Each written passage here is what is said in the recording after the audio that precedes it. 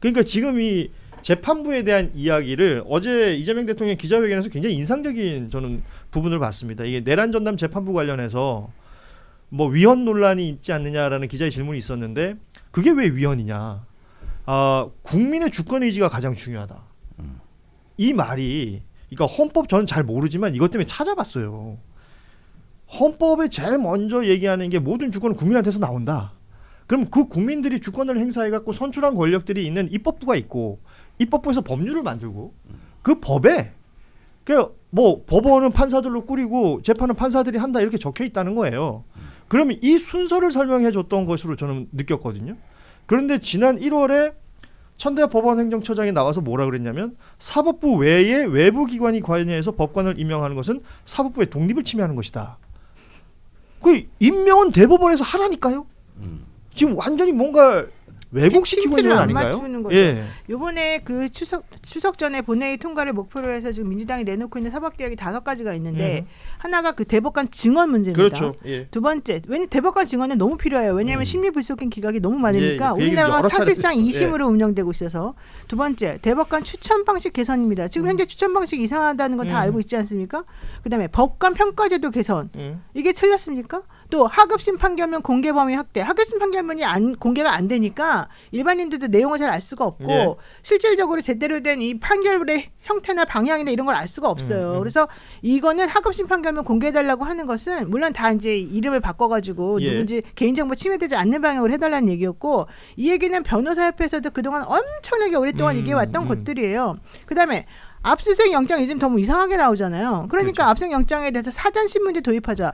이게 이 내가 지금 말한 5가지 중에 잘못된 게 뭐 하나라도 있어요? 하면 안 되는 게 있어요? 아니에요. 다 정말 필요한 것들이란 말이에요. 근데 이걸 개혁하는 데 있어서 뭘 어떻게 해야지 사법부가 독립의 침해를 안 받고 자기네들이 원하는 대로 되는 거예요. 저는 이 부분이 사실은 너무 상식적이지가 않고 그 사법부 입장이라는 게 나온 적이 없어요. 그러니까 이 부분 관련해서 어떻게 해야 되겠다 내지는 기존에 우리가 뭘 잘못하고 있으니 이걸 반성하자 이런 얘기 한 번도 한 적이 없잖아요. 그러면 우리가 지금 이런 식으로 얘기해달라고 하는 거에 있어서 이거는 뭐가 잘못되고 뭐가 잘 됐고 그렇지. 이거 예. 설명을 해주던가 그렇지 않으면은 당신들이 지금 얘기하는 것 중에서 잘못 알고 있는 건 뭐라든가 외국은 어떻게 되는 이거 하나도 없이 그냥 무조건 우리가 중심이 안 되면 안 됩니다. 대법관을 늘리면 큰일 납니다. 이 얘기밖에 지금 안 하고 있는데 우리가 그러면 그렇게 말하는 사람들의 진위를 어떻게 생각해야 됩니까? 그렇습니다. 그러니까 국민들이 다 보고 있는데도 그러니까 뭐 예를 들어서 그 국민 주권 가장 중요하다고 그랬으니까 국민 위에 무언가가 있을 수 있냐는 겁니다. 가장 중요한 부분 아니겠어요? 네. 사법부의 그 조직원들, 법관들도 결국 국민이고 그 국민들이 지금 어떤 목소리를 내고 있는지 듣고 있다면 거기에 대한 말씀하신 것처럼 입장이라도 내던가. 그냥 그리고 뭐 여기만 들어가면 모든 게 하세월이에요. 지기현 판사 그 룸사롱 그거 뭐 어떻게 되냐고 계속 물어봐도 공수처에서 수사 중인 사실로. 계속 그런 소리밖에 안 하는 거예요 지금. 그러는 와중에 지금 윤석열 피고인은 16번의 재판이 진행되는 동안 한 번도 안 나오는 거 아닙니까? 한 번은 아니고 처음엔 나왔지. 예, 8번째 예. 나왔다는 거죠. 화가 나서 하는 소리 아닙니까? 그 맥락이란 걸 좀 읽어주시면. 그래서 아무튼, 너무 틀렸잖아. 솔직히 알겠습니다. 양식껏 말해. 사실 중심으로 얘기해야 됩니다. 예. 이게 내가 변호사들한테 물어봤는데 지금 이 내란 재판부가 좀 미묘한 주제기는 해요. 내란 전담 재판부 말씀하시는 그렇죠. 거죠? 예. 전담 재판. 원래는 특별재판소라는 용어 때문에 좀 오해 소지가 그랬으니까, 있었다고 저는 봅니다. 그런데 우리가 사법연수원에서도 보면 내란죄 관련해서는 시험 문제도 안 나온다는 거예요. 그러니까 다루지도 않는다는 거지. 다룰 기회가 없었단 말이에요. 그리고 전두환 노태우 이후로는 이런 게 어디 공부할 기회가 있었습니까 우리가? 전례가 없잖아요. 그러니까 이번에 그 12.3 비상계엄이고도 정치권에서 이걸 내란으로 정의하는데 시간이 좀 걸렸어요 사실은. 그래서 12월 5일인가 이때 가서야 저기 야당에서 이걸 내란 사태로 규정을 하고 그랬는데 그때까지 과정을 봐도 이게 내란이 맞나냐 말했는데 공부해본 사람이 없는 거야. 사실 이 부분은 그 헬마우스를 굉장히 높이 평가해야 됩니다. 12월 3일 날 내란이라고 규정했어요. 그러니까 우리도 내란이라고 했잖아. 그러니까 그때. 이게 이제 생방 중에 내 다른 채널 홍보할 이유는 없는데 그 생방 중에 헬마가 그 얘기를 했고 그리고 이제 뭐 다들 국회 앞으로 뛰어나가고 하는 일련의 과정들이 있었고 그 이후에 말씀하신 것처럼 정치권에서 뭔가 이렇게 정돈돼서 나오는 데까지는 하루 이틀의 시간이 있었었거든요. 근데 내란이라는 거 생각해 보세요. 사극 같은 데서 역적 모의 해가지고 뭐 하는 거 말고 대역죄인 뭐 이런 거 얘기할 때 말고 들어본 적은 12.12밖에 없잖아요, 사실. 아니 없어요. 없으니까 거의 사실은 사문화되고 있던 그렇죠. 영역이었던 겁니다. 그런데 지금 그 특검이 이걸 갖다가 다루는 것도 보면은 저는 헷갈리고 있다고 보여지는 게 내라는 예비 음모도 범죄고 선동도 범죄고 그렇죠. 그래가지고 옛날에 우리 민주인사들 저 말 몇 마디 했다고 그렇게 잡혀가고 걸려가신 분들 많죠. 눈 예. 째려봤다고 그러고 별하별 해서 한 인생이 완전히 파멸이 됐거든요. 그런데 한덕수는 실행을 한 내란에 구속이 안 되고 그다음에 뭐 그 뒤에도 보면 저기 윤석열이 뭐 석방이 되지를 않나 이러다 보니까 우리가 대혼란에 빠진 그렇습니다. 게 예. 이 내란을 내란죄의 어떤 상황에 맞는 법적인 프로세스가 아니라 일반 형사범 같이 다루는 거 맞아요. 아닌가? 난 맞아요. 예. 자꾸 이런 의문이 드는 거예요. 그러면 여태까지 옛날에 내란죄 국가보안법 뭐 예비 음모 해가지고 잡혀간 그 많은 사람들은 다 뭐냐 이게. 그러니까 제가 이런 것들을 우리 주변에도 그런 사람을 보고 내가 또 기록물 정리를 하다 보면은 요즘 들어 이런 뉴스를 들을 때마다 트라우마가 느껴져요. 이렇게 심장이 멎는 듯한 기분이 느껴지는 게 실행한 걸 눈으로 봤는데도 기각이 되고. 그런데 기각이 되거나 법리 적용을 하는 거 보면 마치 일반 형사범 같은 느낌이 들을 때 이 선례나 이런 것들을 이번에 제대로 만들어서 이런 전담이라든가 이런 시스템을 이제는 만들 때가 됐구나. 그렇죠. 이게 안 그러면은 예. 맞습니다. 예, 공포심이 느껴진다고. 이게 굉장히 괴기스러운 상황이죠. 가만히 보세요, 여러분. 언론들이 굉장히 뭔가 일을 펼치고 있어요. 처음에는 현직 대통령조차도 불법 소추의 특권을 누리지 못하는 게 내란죄다라고 얘기를 했었고, 이 죄는 무기징역과 사형밖에 없다. 엄청난 죄라고 얘기를 했어. 근데 법정에 들어서 재판부에 넘어가는 순간 뭔가 이상해요. 누구를 불러내려고 하니까 뭐 불러내기도 어렵고 압수수색하려고 했더니 영장 기각당해버리고 심지어 내란 우두머리라는 사람을 잡아 넣어놨더니 법원에서 풀어줘 버려. 검찰은 즉시 항고를 하지 않고 이 일이 벌어지다 보니까 그 안에서 깜빵 안에서 과거 대통령실 참모들 불러가지고 그 안에서 뭐라 깜빵 통치를 했다 그러진 않나. 휴대전화 반입해가지고 걔들 안부를 살폈다 그러진 않나. 기가 막힌 일들이 계속 벌어지고 있는 겁니다. 비현실적이죠. 그러니까 우리가 생각하는 법감정이나 우리가 아는 거에서 보면 친일 쿠데타를 시도했다가 실패했으면 그 다음날 아침에 새 세상이 왔어. 자기네가 원하는 세상이 열리지 않았어. 그러면 다 그 다음날 아침에 잡아들여야 되는 그렇죠. 게 맞아 보이는데 그 이후에도 그런 과정을 전혀 밟지 못했고 뭐 그런 과정 속에서 뭐 예를 들면 국무위원 그때 참여했던 국무위원을 일단 전액 탄핵해야 된다. 그렇죠. 11명을 예. 이런 논의가 있었어요 초반에. 근데 그것도 사실 못했죠. 흐지부지 됐죠. 예. 그러니까 뭐 그런 과정들을 하는데 그게 그러니까 말하자면 이 사건이 현실이면서 동시에 좀 비현실적으로 느껴지는 여러 요소들이 있잖아요. 예를 들면 윤석열 피의자 윤석열이 주장하는 대로 이게 무슨 평화적인 계엄이었지 뭐 내가 뭘 했냐 경고성 계엄이다. 네, 극우에서 얘기하는 뭐 사람이 죽었냐 이게 뭐 그 자던 사람은 알지도 못했다. 실제로 시간적으로 보면 그런데 이 행위만 놓고 보면 어쨌든 국헌 문란 국가 전복 행위를 하려고 했던 행위가 있고 말씀하신 노상원 수첩이나 이런 데 보면 후에 엄청난 이제 말하자면 예. 범죄를 기획했던 거고 뭐 이런 과정들이 있는데 그러니까 이게 약간 미수와 기수들이 섞이면서 사람들이 보기에는 그리고 재판은 말씀하신 대로 내란을 저질러도 영장이 기각되는 수 있구나. 그리고 저 내란 우두머리가 속옷만 입고 버티면 못 끌고 나오는 거구나. 속옷만 입고 버티면. 뭐 이런 상황들이 그러니까 동시대성 그러니까 지금 벌어지고 있는데 이 현실과 현실적이면서 비현실적인 이런 상황들이 지금 계속 겹쳐져 있는 거고 그게 이제 극적으로 드러나는 게 이런 재판 문제에 보면 저는 개인적으로 그 초반에 어떤 생각했냐면 이 법치주의를 너무 잘 만들어놨다. 이 법치주의를 너무 잘 만들어놔갖고 이거를 내란을 일으킨 자들을 이렇게 말하자면 인격적으로 대해주는 국가 우리가 이런 훌륭한 국가에 살고 있구나. 이게 반민특위의 그 반성이라는 게 전혀 작동이 안 되고 있는 겁니다. 그 시절에도 그 친일했던 사람들을 처단하자는 가장 기본적인 취지가 있었던 건데 친일한 사람 처단하자라는 논리보다 더 우선했던 게 당시 정치 권력의 의도 그리고 법을 잘 아는 사람들이 법으로 샥 요소를 풀면 그게 통하는 거예요.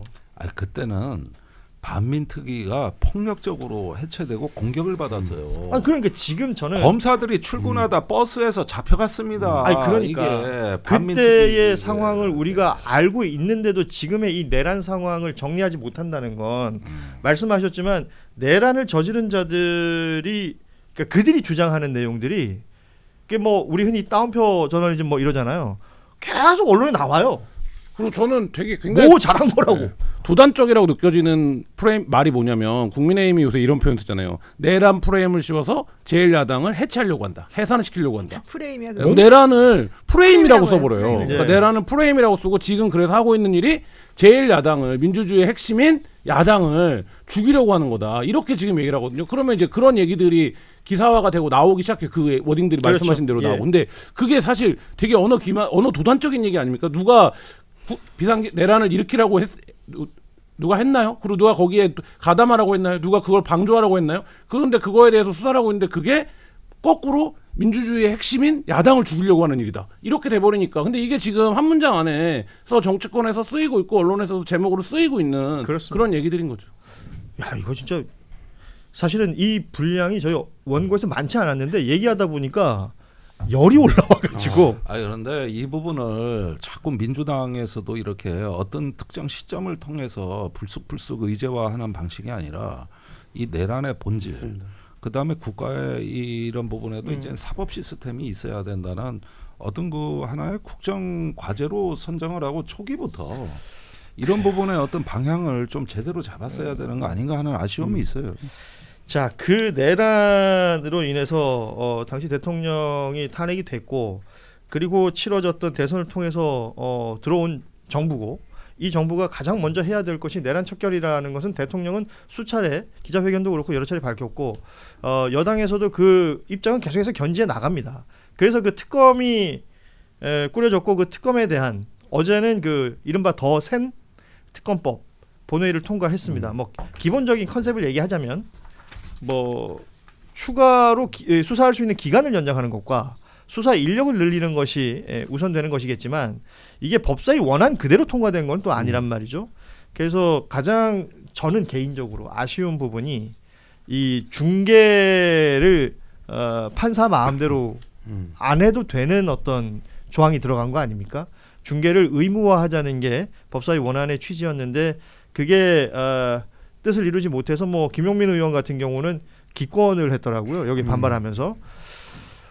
그리고 또 몇 가지 주목할 만한 거는 이제 플리바게닝이 여기 들어간다는 거. 요 얘기 한번 해야 돼요. 중계 할 겁니다. 중계 관련해 가지고 국가의 안전 보장 또는 안녕 질서를 방해하거나 선량한 풍속을 해할 염려가 있을 때는 안 해도 된다. 이거거든요. 그러니까 판사가 그렇게 느끼면 안 해도 된다는 이거 거잖아요. 되게 코에 걸면 코걸이, 귀에 걸면 그렇죠. 귀걸이라서 이거는 하나 만화한 조항이 돼버린 거예요. 근데 이게 중계를 의무화하는 것에 대해서 위헌 소지가 있다라는 얘기가 있었다는 것이고 그게 반영이 됐다는 거잖아요. 이 그러니까 수정안에. 왜 위헌 소지라고 보는 거예요? 물론 이제 이게 뭐 헌법에 그 내용이 가정 있으니까. 가사 사건이라든가 성폭력 사건이라든가 이러면은 그게 공개를 안 할 수도 있는데 우리 법에는 재판은 공개해야 된다. 그렇죠. 다만 예외적으로 공개하지 않을 수 있다. 이게 기본 구조거든요. 근데 내란 재판 같은 경우에는 당연히 국민들이 총칼에 다칠 염려가 있었던 사건이기 때문에 무조건 이거는 공개를 해야 되는 게 맞아요. 그렇죠, 근데 그렇죠. 이렇게 애매한 조항으로 그냥 아무 이유도 없이 그것도 조건도 명확하게 써 있지도 않아요. 그냥 이렇게 국가의 안전 보장, 안녕 질서 방해, 선량한 풍속 해할 염려. 이건 누가 그렇게 생각하느냐?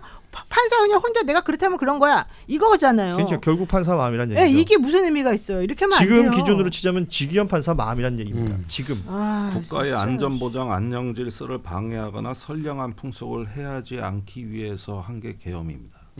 나는 이 문구가 계엄 선포문하고 왠지 유사해 보여요. 겹친다. 그때 자유민주주의 체제와 사회 안녕 질서라는 뭐 그런 표현 게 썼었죠. 예. 포령에 나오면서 그래서 계엄했다 그랬어요.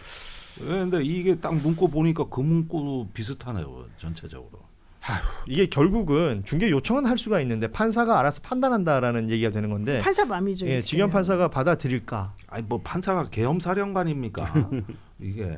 그러니까요. 근데 이제 수정안이 올라가서 본회의 통과를 이렇게 했다라는 거고 저는 사실은 이 중개 문제는 가장 중요한 그 재판이 뭐 윤석열 우두머리 재판도 있지만 노상원 재판은 지금 아예 비공개잖아요.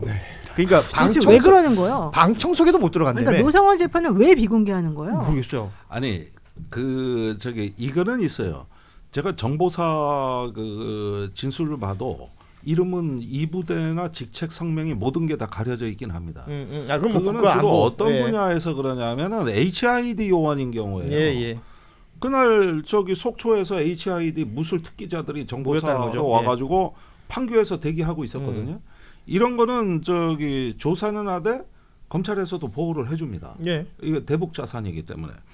그래가지고 노상원 같은 경우는 또 보면은 그때 그 저 불려온 차출된 인원들의 정보 체계나 신원 사항이라든가 이런 부분은 사실은 국가 안전보장하고 관계가 됩니다. 예. 근데 노상원 본인은 아니라는 거지. 그러니까 이 사람은 예. 현역 군인이 아니잖아요. 예, 그러면은 이런 거는 대질 신문을 할 때나 어. 그렇게 해서 그 속초 부대 일명 돼지 부대라 그러죠. 그 북파 공작 때 실체가 드러나는 거라 이런 게 비공개 사항인 거예요. 여기에서도 노상원은 제외가 되는 겁니다. 아니, 내 말이요. 그러니까 노상원이 뭐라고? 이 사람 저 무속인이라면서요. 아닙니까? 전직 사령관인 건 알겠는데 이 사람이 한 일은 그렇고 실제 상황이 지금 신분이 그렇잖아. 그리고 재판에서 그런 일들이 다루어지면 그것을 가릴 수 있는 방법들은 수차례 얘기했지만 있어요. 그러면 재판이 오픈이 돼야 국민들이 저건 가려졌으니까 오케이 할 수 있는 거냐 그렇지 않은 것이냐 알 것인데 이거는 변호인도 못 들어간대. 이런 재판이 어디 있습니까? 난 방송 진행하면서 이렇게 화잘 안 내는데. 아니 그런데 이해가 잘 안 됩니다. 지금 우리가 특검까지 포함해가지고 이 모든 내란 수사의 가장 취약한 지점이 바로 노상원 수사입니다. 예. 예, 이 부분에서 앞으로 진전이 안 되니까 지금 계엄 이후에 이 사람들의 어떤 그 통치 구상이 안 나오는 거예요. 그러면 목적 없는 계엄이 되는 건데 아시다시피 내란에서 가장 중요한 어떤 처벌의 기준이 목적성하고 고의성입니다. 예.